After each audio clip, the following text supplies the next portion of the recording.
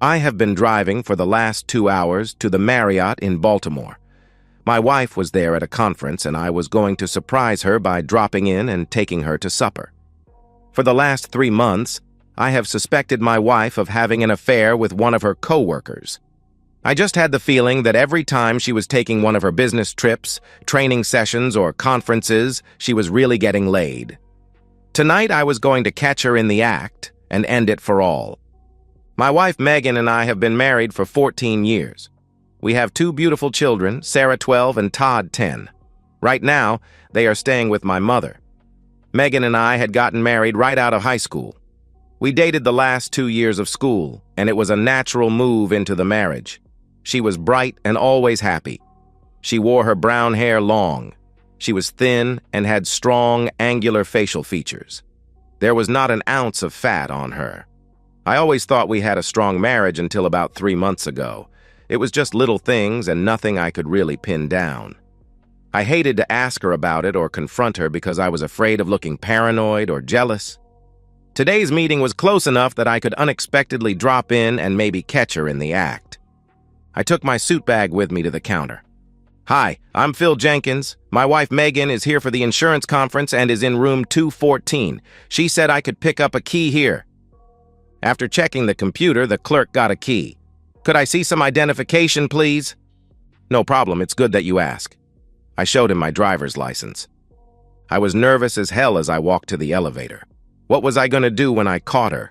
What was I going to say? Should I knock or just walk in? Will she have the safety latch on? Will she be alone?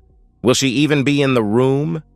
As I walked down the hall, I decided to just put the key in the lock and try to open the door. I will have to see what happens after that. I tried to be as quiet as I could. After unlocking the door, I opened it and found Megan sitting at a desk with her briefcase open doing paperwork. She turned around with a gasp. "Damn it, Phil, you scared me to death. What the hell are you doing here?" "Hi, honey. I had a little spare time and thought I would drop in and take you to supper." "Great. You are staying the night, aren't you? I sure could use a little company." She walked over and gave me a big kiss. Well, it looks like my great plan to catch my cheating wife was a complete bust. "Do we have time for a quickie before we go to eat?" I hopefully asked.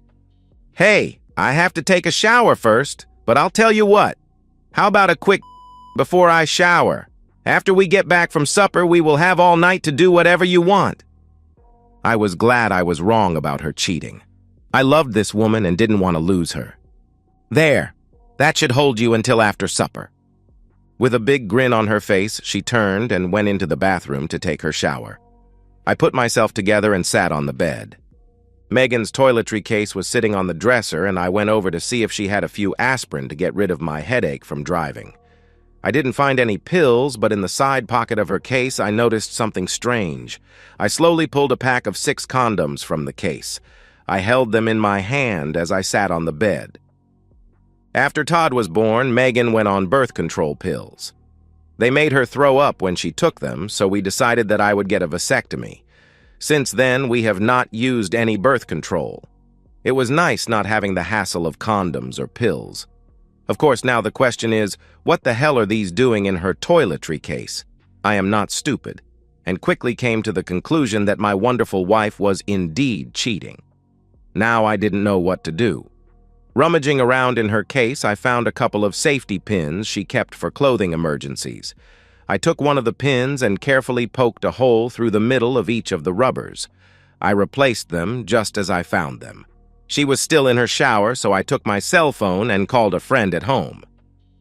"Freddie, this is Phil. I need you to do a favor for me." "No problem. What do you need?" "Wait about an hour, then call me on my cell and tell me a pipe burst at the school, and they need me as soon as possible. Actually, all you have to do is call, and I'll fill it in at my end." "Got it. I'll call about 7. See you, buddy." I decided I really didn't want to spend the night with my wife. I was sorry that we did what we did already and did not want to add to it. I would be able to think on the drive home. I knew I had to do something, but at this point, did not know what. As Megan got out of the shower, it was all I could do not to confront her. I was burning up inside and wanted to hurt this woman. who was my wife in some fashion. I am not a violent man. I never lose my temper and try to stay cool in any situation. I also figured out it was better if I did not let her know that I was aware of her infidelity. By the time we got to the dining room, I was totally depressed. "Order anything you want, dear. I can expense it." "Well, I'm not really that hungry. I think I'll just have the small filet." "That sounds good for me, too. How about a bottle of rose to go with that?" After the waiter took the order, I couldn't help myself. I had to probe a little. "Megan, are you happy with the way our marriage is going?" "Of course. I have a nice home, 2 great kids, and a husband who loves me. What more could I ask for?" "Oh, I don't know. I guess I just wonder sometimes if I am doing everything possible to keep you happy. I feel so lucky to have such a fabulous lady for a wife. Sometimes I have to pinch myself to believe it is real." "Oh, you silly goose. That's why you drove all the way down here to see me. Well, I don't think you have anything to worry about. I am happy and content, and you are doing all the right things. A woman couldn't ask for a better husband than you." The waiter brought our dinners, and we made small talk about nothing throughout the meal. Just as plates were being taken away, my cell phone rang. I excused myself and went into the lobby so I wouldn't disturb any other diners. I waited a few minutes and went back in. That was Freddie. "A water pipe broke at the school. I really have to get back there as soon as I can. I'm sorry I have to cancel our night together." There was a look of disappointment on Megan's face. I couldn't tell if it was real or not. It didn't matter to her if I stayed or left. One way or the other, she was going to get. As we were getting on the elevator, Kirk Langford was getting off. Kirk was the business associate that Megan always seemed to be traveling with. "Oh, hi, Megan. I stopped by the room to see if you wanted to get some supper, but there was no answer. I see why now." He held out his hand. "Kirk Langford, and you must be Phil. Megan talks about you all the time." Phil came down for the night, but an emergency came up and he has to go back. Guess I'll have to sleep alone again tonight. It was hard shaking hands and feigning a nice smile. As we were riding up in the elevator, I had to bring up the subject again that was eating at me. "Megan, I would really like you to quit your job, and also I would feel better if you were not working with Kirk. We discussed it before, and it is important to me." "Phil, I told you, I have no intention of quitting my job. I like what I am doing, and I am learning a lot from Kirk. You have to get over this paranoia you have about Kirk and me." Megan and I went to the room, and after a quick kiss, I picked up my bags and left for the trip home. I couldn't help thinking all the way home about Kirk stopping by Megan's room after he had his supper. By the time I arrived at the house, I was a basket case. I have begun to hate my wife for what she was doing to me. I wish I was one of those guys who could figure out all those fancy ways to catch their cheating wives, but I was dumbfounded. What could I do about it? I couldn't even figure out a way to get out of having intimacy with her. Divorce was what I really wanted, but really didn't have enough evidence to justify it. I felt defeated. My wife was cheating on me. I knew it and couldn't do anything about it. I was not going to put up with it, but needed help. 2 days later, Megan came home, smiling like a schoolgirl. I could tell she had a good time, and it made me madder than I was. I checked her bag, and there was 1 condom left. It still had a hole in it. Intimacy with my wife that night was more of a chore than a pleasure. Saturday was the Globus Insurance Company picnic. At least the kids would have something enjoyable to do. This was not a day that I was looking forward to it. I couldn't help but believe that some of the other people in the company knew what was going on, and I felt a little like a. I tried to be low profile so I wouldn't become the butt of any crude jokes. Maybe I was a little paranoid, but I couldn't help it. Megan was having fun socializing all over the place, especially with Kirk. They were not doing anything touchy-feely, but they were definitely close. I was being ignored, which was fine. "Hi, I'm Janet Langford. You must be Phil Jenkins." She was a knockout. Now I was really confused. I thought my wife was great and I loved her, but Janet Langford was a picture right out of a pin-up magazine. She had long auburn hair and big blue eyes. Her body was perfect even though she was a little short. Why would Kirk Langford cheat on a stunner like this? "Oh, I'm sorry you caught me daydreaming. Hi, it's a pleasure to meet you. Can we go someplace and talk? Maybe someplace with no kids and noisy people around?" "Sure, let's wander down by the lake. Nobody's gone to miss me." "Me either," I replied. There were some nice benches about 100 yards from the picnic area. We sat down on one of them, overlooking the lake. "I'm all ears. What would you like to talk about?" Janet hesitated. "This is difficult for me. I don't know exactly how to bring it up. It is a very delicate subject." At that point, I knew that she knew. I decided to make it easy for her. "Are you referring to the affair that Kirk and my wife are having? I just found out this week." Janet seemed relieved. "I have known for about 2 months. I am getting ready to have the divorce papers served, but I need a little help. I hired a detective to get proof for me, but my lawyer said I would have a much better case if Megan would be willing to testify or at least sign a notarized statement attesting to the affair." "What do you mean by proof?" I asked. "I have photos and taped phone conversations. I wasn't able to get any videos yet, but the photos are pretty good. I also have times and dates. I can try and help. I am not sure how, but I can work on it. Do you think your lawyer could help me with the same divorce papers using some of your evidence? I would really appreciate it because I don't have anything for proof at all. I am also suing Globus. I have some statements that confirm that certain management-level company officials knew of the affair and did nothing to stop it. They will have a choice, fire both of them, or face a $1 million lawsuit." "Wow, I am certainly impressed," I replied. "Kirk is playing golf tomorrow morning. Can you come over to the house about mid-morning? He should be gone till late afternoon.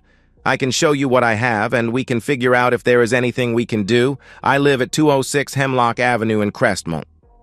"Okay, it's a date. Not really a date, but you know what I mean." We both laughed a little. I felt comfortable with her. We walked back up to the picnic area. No one ever missed us. I felt a lot better about things. Maybe this whole mess could be resolved. I sure hope so. As I expected the next morning, Megan told me she had some shopping to do and would be gone for a couple of hours. After she left, I dropped the kids off at my mom's and headed over to Crestmont. Janet met me at the door and we went into the den. There was a nice leather couch, and on the table in front of it was a large computer monitor. On the screen was a picture of an empty motel room. She motioned me to sit down. "I have beer, soda, and wine. What would you like?" "Regular soda is fine, Pepsi if you have it." "You have my attention, Janet. Care to tell me what is going on?" "Well, in a few minutes, we are going to watch my dear husband play a round of golf, live and in full color. I hope you won't be too upset, but I think you are going to recognize his caddy." "How the hell did you arrange this?" "It cost me $1,400 to get everything in place for this. It better be worth it. Of course, Kirk is going to pay for it. I am guessing it will last about 2 hours, so get comfortable. I have popcorn and nachos to help us pass the time. By the way, I will be getting a DVD of the whole session and will gladly give you a copy. I don't really want to see this, but on the other hand, I wouldn't miss it for the world. Let the show begin." We made small talk for about 20 minutes. She showed me the information she had collected about the affair. I was amazed at the photos, tapes, and documents she had collected. I was also crushed because now I knew for sure what Megan was doing. I was surprised to learn that Janet had 3 large koi ponds in the backyard. I was hoping to get a chance to see them and asked if I could bring the children over sometime. She seemed pleased that I was interested and said she would love to have them come by.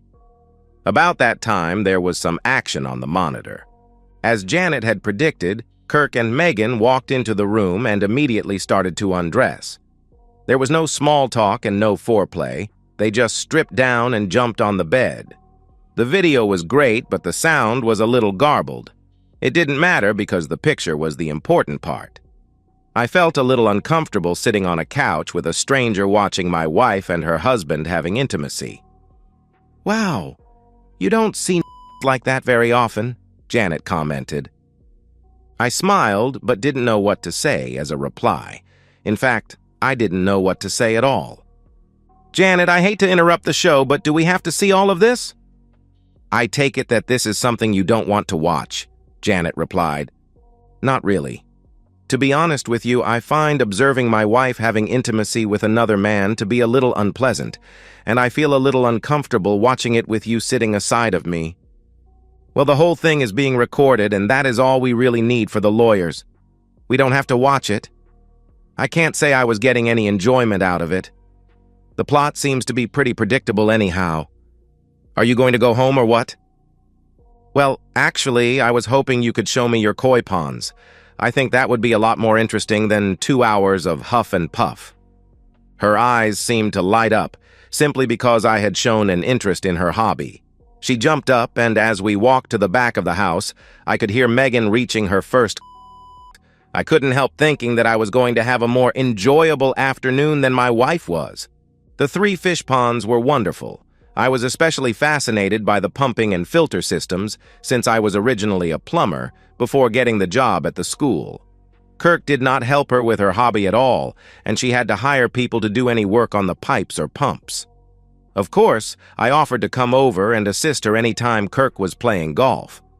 I wasn't trying to hit on Janet. I just wanted to learn more about the koi ponds, but spending time with her was a plus. After a few hours that passed too fast, we went back into the house. The motel room was empty, so we figured it was time for me to go home also. Janet promised to call when Kirk had another golf game so I could come over with Sarah and Todd. The next few weeks were difficult. Every time Megan took a shower, I would check her bag. There was always a new supply of condoms. I couldn't figure out when she was squeezing in the time to use them all. I carried the safety pin on my keychain so it would be handy for poking holes in them. Any day now I was expecting Megan to have to make a surprise visit to her sister. In the evenings after Kirk had a golf game, the kids would tell Megan about their visit to the koi lady, but she never seemed to be interested. They would show her pictures of the fish they had drawn and tell her about the names they gave all the fish. She never made the connection between Kirk's wife and the koi lady. She seemed to be relieved that I was able to keep the kids occupied while she was having intimacy. I made 2 more attempts to get her to quit her job and stop seeing Kirk. Both times I got the same turn down, and the second one was nasty. I was also making excuses for not having intimacy with her, and she responded with a few catty digs about my masculinity. It stung a little, but made everything I was doing easier to justify. Finally, on a Tuesday night, she dropped the bomb. "Phil, I am feeling really stressed out lately. I'd like to take a few days off from work and visit my sister for about a week. Do you think you could watch the kids while I unwound a little?" "Hey, I understand. You have been putting in a lot of overtime and late nights. I think it would be a good idea for you to relax. A trip to your sister's is a lot better than a year with a shrink. Go ahead and have a good time. I'll take care of everything." "I'm glad you understand. All the extra work is for the good of the family, but I think I might have overdone it." I had a hard time sleeping that night thinking about all the things I had to do the next day. I was glad this time had finally arrived. Megan's sister Nancy and her husband Brad lived about 3 hours away. Brad was an okay guy, but was completely controlled by Nancy. When she said jump, Brad jumped. The interesting thing about the town where they lived is that there are 2 abortion clinics. Of course, I had the names, addresses, and hours of operation for both of them. I had even familiarized myself with the terms of an agreement that were required for service at each of them. They both required a 2-day cooling-off period. That meant that the soonest that Megan could have a procedure scheduled was Friday, assuming her first appointment was on Wednesday. I figured she would try and get it all done as soon as possible, so she would have a few days to recover before coming home. That gave me about a day and a half to get my plans laid out. No problem. After Megan took off on her rest and recuperation trip, I started setting things up. I had to explain to my folks what was going on. It was difficult for me to admit that I had failed as a husband, but they understood and offered their support. The kids enjoyed staying with them, and Dad's truck would come in handy for moving Megan's things out. The lawyer would have all the paperwork ready for me to pick up on Thursday morning. Janet's paperwork was also ready, and she was planning on serving Kirk the same time I served Megan. The only problem I had was that I felt I should give Megan one last chance to make things right. I didn't hold out much hope, however. Dad and I stayed busy the rest of the day packing Megan's things. Thursday morning, after a 3-hour drive, I arrived at the first clinic. It was a strikeout. That left only one more. It was called the Family Planning Center. I approached the receptionist with as much confidence as I could muster.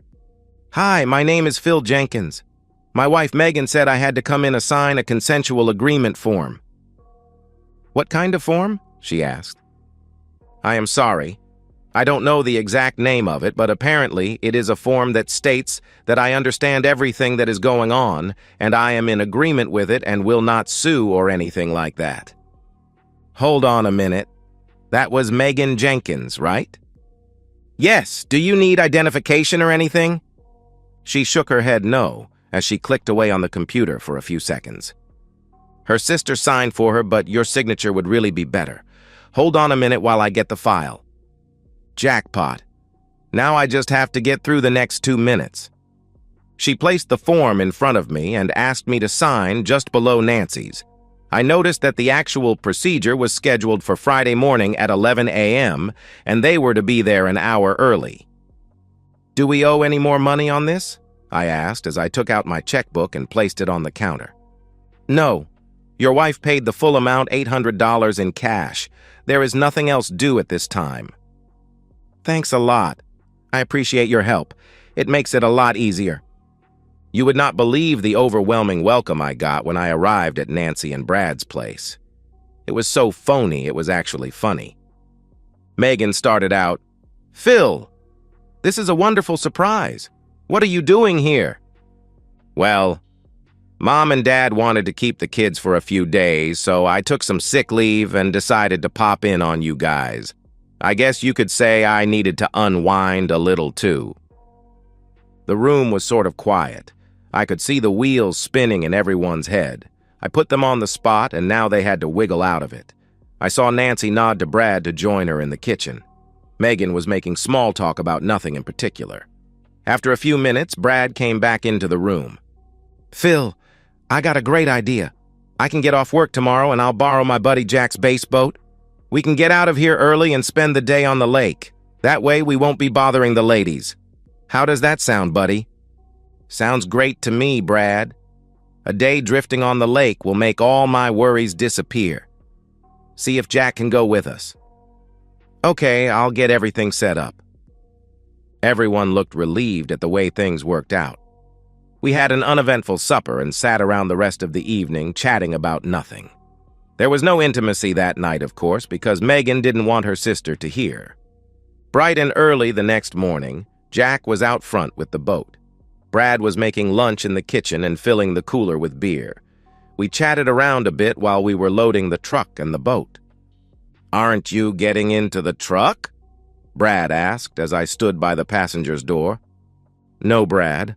I decided not to go. I suggest that you make a day of it because I don't think you are going to want to face Nancy for the next few hours." Brad spent about 5 minutes arguing with me about going or not going until I finally had to get nasty with him.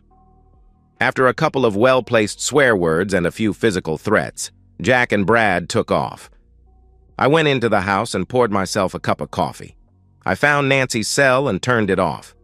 Then I picked up the landline and gave my dad a call. He was always up early. Dad and I talked for about 2 hours. The call waiting tone chimed in about 6 times during our chat. Brad must have been trying to get through to Nancy for about 2 hours and then gave up. I heard Nancy and Megan getting up, so I said goodbye to my father and got ready for the fireworks. I cleared out the missed calls on the landline phone and turned Nancy's cell phone back on. In less than 2 hours, Megan and Nancy had to be at the family planning center. In about 5 minutes, I was going to be face-to-face with two pissed-off Spitfires. I drank up the first pot of coffee, so I made a new pot for my loving wife and her sister. "Phil, what the hell are you doing here?" Megan gasped. "I didn't feel like going fishing, so I decided to just hang around with you guys today. I thought we could go to some nice places for lunch together. I have to go back tonight, so I didn't want to spend the day with Brad and Jack in a stinky boat." No, that won't work. Nancy and I have some stuff planned for today. We would rather go by ourselves. I can go out with you anytime, but I only get to see Nancy a couple times a year. Hell, you're going to be here all week, Megan. I think you can give me at least half a day since I drove all the way down here. You have the whole rest of the week to do your girly stuff with your sister. Nancy picked up her cell phone and went out of the room, hitting the speed dial on the way. Megan was sitting in the kitchen chair, slumped over as if she had just been hit by a truck. We could hear Nancy screaming at Brad over the phone like he had just committed the crime of the century. I felt sorry for the guy, but he married her. "Phil, I don't want to get nasty about this, but Nancy and I really don't want you tagging along today. We have our whole day laid out, and it doesn't include you." "Okay. Tell me what you have planned for today, and I'll decide. If I don't like it, I'll keep myself busy some other way. I still don't understand because you have the entire week here, and I only have today. You girls aren't meeting a couple of guys, are you?" "No, damn it. We are not meeting any guys.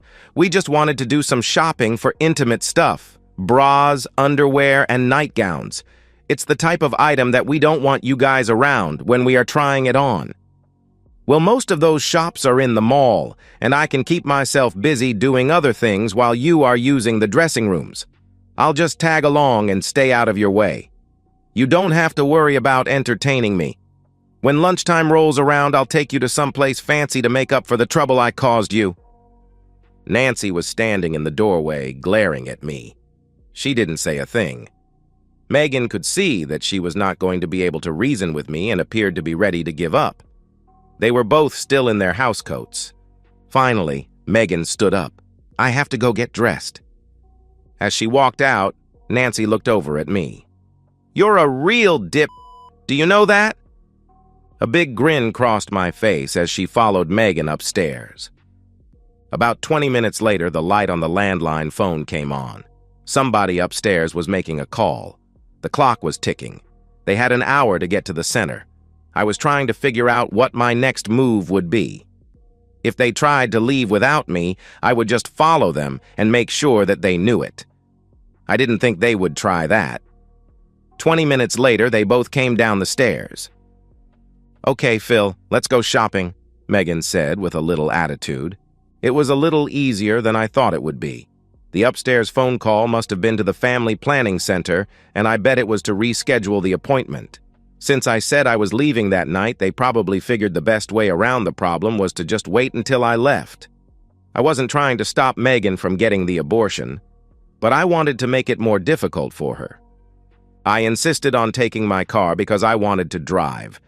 I didn't want them ditching me someplace. A few miles from the house, I pulled into a service station. I filled up the gas tank, checked the oil and water, and cleaned the windshield. It was the most time I ever spent servicing my car. They both just sat fuming. When we arrived at the mall, I parked far out so we would have a good walk. Once we were in the mall, I pretty much left them alone. I kept an eye on them but really could care less what they were doing or what they were buying. They didn't seem to be having any fun. They spent most of the time talking to each other and making gestures. They bought a few things just to show me they had been shopping. I tried to stay hidden but still keep them in sight. There was definitely some serious discussion going on. The time for the appointment passed. I had succeeded in delaying the inevitable.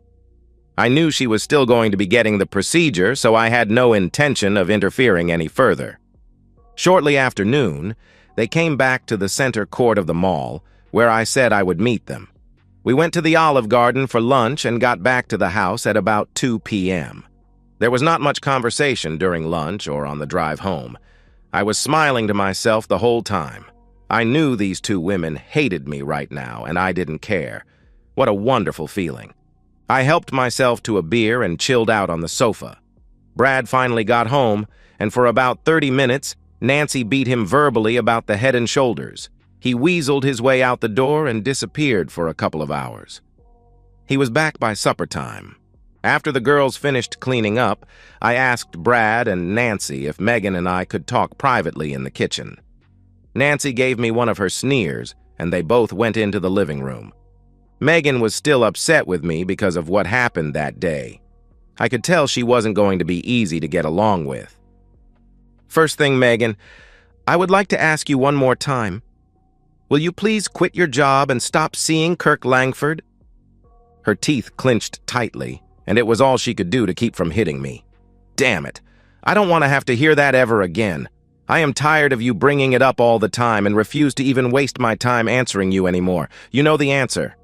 It is the same as it has always been, and it will not change.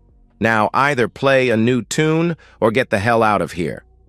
I reached into the manila envelope I had by the chair and pulled out a legal-sized envelope. Okay, I asked you at least 10 times in the last 2 months, and each time you refused to do as I requested. I had no other choice. Megan, these are divorce papers. All you have to do is sign them and mail them in. There is a self-addressed, stamped envelope included. If you decide you want a lawyer to look them over, please be my guest. She glared at me and leaned across the table. You dumb son of a blip. You can't divorce me just because I don't want to quit my job or have the friends you want me to have. If you want a divorce, you have to have grounds, and you don't. I think it is time for you to go home and get your together. I am your wife, and I have no intention of giving up my home and my family just because you don't like where I work. Megan, why did you come to visit your sister this week? I asked. That's a smart question. You know why. We discussed it before I came down. That was a lie, and you know it. What was the real reason? You tell me, you know-it-all bastard. Megan, why did you and Nancy go to the family planning center on Wednesday? I asked. Things got very quiet. My lovely wife started to squirm a little in her chair. A little bit of her bravado seemed to slip away. I don't know what you are talking about. I leaned over the table, and in a quiet, somber tone, I asked, why did you give the family planning center $800 in cash? There was no response from the other side of the table. She was looking in my direction, but her eyes seemed to be focused elsewhere. It was obvious that she was now feeling uneasy. She was swallowing as if something that tasted bad was in her mouth. Why did you have an appointment at the family planning center for 11 a.m. this morning? What exactly were they going to do for you for the $800 you gave them? God damn it. Stop harassing me about something you know nothing about. It's none of your damn business why I was there or what I was doing. Her anger had returned to full force. Megan, the family planning center does abortions. You know it, I know it, and everyone in this town knows it. Since I had myself fixed for your convenience, why would you have to get an abortion? I guess your operation wasn't as successful as you thought. Maybe you better get yourself checked. I reached into the envelope by my chair. Here are 3 lab reports, 2 months ago, 1 month ago, and last week. I am shooting nothing but blanks and have the papers to prove it. Would you like to show me the report from the Family Planning Center showing that you are not pregnant? You are truly a son of a blip, but that still isn't enough for you to justify a divorce, Megan replied. Why the hell don't you just admit that you and Kirk Langford were having an affair for the last 6 months and get it over with? We both know what was going on, and you still won't own up to it. You have no proof at all that I was doing anything with anyone other than you. I really don't want to sit here any longer and listen to you ranting about something that never happened. You never had intimacy with Kirk Langford? I asked. No, damn it. I am your wife and only had intimacy with you. Then how the heck did you get pregnant? I asked. She was biting her lip hard. There was no way she could answer that question without incriminating herself. I reached into my trusty manila envelope and brought out a stack of photos. I put 6 pictures of Megan Kirk on the table. Did you have intimacy with him? There was no answer as I placed another 6 pictures of them in various positions on the table. Stop it, damn it. Just stop it. I get the point. You have been spying on me. You are a damn sneaky son of a blip. Do you know that? If you knew something was going on, why didn't you just stop it like a man? No, you just slither around and take pictures like some sort of pervert. You make me sick with your wimpy complaining. Just then, my cell phone rang. Hi, Dad. Okay, 10 minutes would be fine. Thanks for the call. As I hung up the phone, she blurted in. What was that all about? My dad is bringing your stuff here to Nancy's place. He should arrive in about 10 minutes. The locks have been changed on our house. If there is anything that we forgot to pack, let me know and I will get it down to you. She just sat there, not speaking. Here is the title to your car. I signed it over to you. In this envelope is half of the money in the bank accounts, about $1,200. I have arranged for you to have visitation rights with the kids once a week. I am willing to allow an overnight stay every month if you are willing to make a statement attesting to the affair and have it notarized. Oh, by the way, I also have a DVD I didn't get to show you. It is from the May 10th visit you and Kirk made to the Scandia Motel. It's 2 hours long and shows the two of you doing everything that is in those pictures. As I picked up the photos, I said, I didn't take any of these. I really didn't care what you were doing. I just didn't like being taken for a fool. Last of all, I would like you to have this memento of our love. I took the safety pin off my keychain and slid it across the table. What the hell is this? Megan asked. That is the pin I used to poke little holes in all your condoms for the last 2 months. Did you know you used 48 rubbers in the last 2 weeks alone? Good old Kirk was getting more intimacy than I ever dreamed of getting. He sure is a lucky guy. You miserable little weasel. That is the most despicable thing I ever heard of. You really are a bastard, Megan replied. No, dear, the most despicable thing is having intimacy with someone that you are not married to. I may be a bastard, but you are truly a cheating woman. Sorry, I have to run. Dad just pulled up in the driveway. By the way, just in case you didn't notice, you never said you were sorry and you never apologized for what you did. I don't think you deserve to be married to me. Goodbye, Megan. Enjoy your abortion Monday. She finally started crying as I walked out of the room. Nancy ran in to comfort her, and Brad followed me out on the front porch. What the hell are you doing, man? Brad blurted out as he grabbed my arm. You two have been married for 14 years. You can't just throw that all away over a misunderstanding. Misunderstanding? Brad, why did my wife come down to visit you and Nancy? He looked at his feet for a few seconds as if he was thinking. Sorry, Phil, let me help you unload the truck. We had the truck unloaded in about 10 minutes. Megan was wailing the whole time in the kitchen. I didn't know what she was crying about, and to be honest, I really didn't care. Kirk and Megan were both fired from Globus the next week. Megan refused to sign an affidavit. The lawyer said he had a strong enough case without it. I didn't hear from my loving wife at all after that night. She did not come to see the children. They didn't seem to mind because they were forming a good bond with Janet. We spent a lot of time together as a family mostly. There was no intimacy or even talk of it. We were not going to do anything that might jeopardize the divorce. The kids and I were learning a lot about Coy and having a great time doing it. At last, after 4 months, both divorces were final. Megan never fought hers, but Kirk went down kicking and screaming. He lost the house and all the investments and ended up having to pay a large monthly alimony payment.